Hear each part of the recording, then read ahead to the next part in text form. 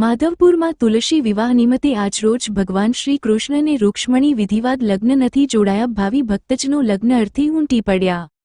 માધવપુરમાં પરંપરાગત વર્ષોથી ભવ્ય તુલસી વિવાહનું આયોજન કરવામાં આવે છે, ત્યારે દેવ દિવાળીને 11ના દિવસે માતા રૂક્ષ્મણીનું ધામધૂમથી રૂક્ષ્મણીજીના મહંત દ્વારા માધવરાયજીના નીચ મંદિરેથી વાજતે ગાજતે તેડું કરવામાં આવ્યું. તે દિવસેની રાત્રિના ભગવાન શ્રીકૃષ્ણનું માધવરાયજીના નીચ મંદિરેથી વાજતે ગાજતેને કીર્તન કરતા કરતા ફુલેકું નીકળ્યું. તેમાં ભાવિ ભક્તજનો જોડાયા હતા અને તે ફુલેકું બ્રહ્મકુંડ સુધી પહોંચે હતું. ત્યાં કીર્તન કરવામાં આવ્યા.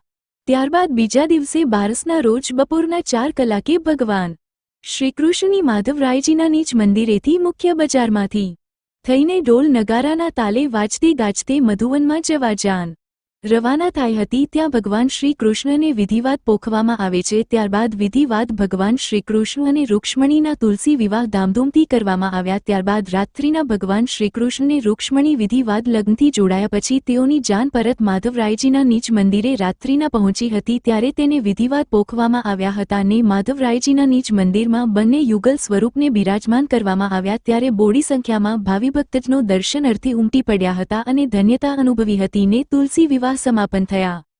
રિપોર્ટર પરેશ નિમાવત, માધવપુર ગેડ.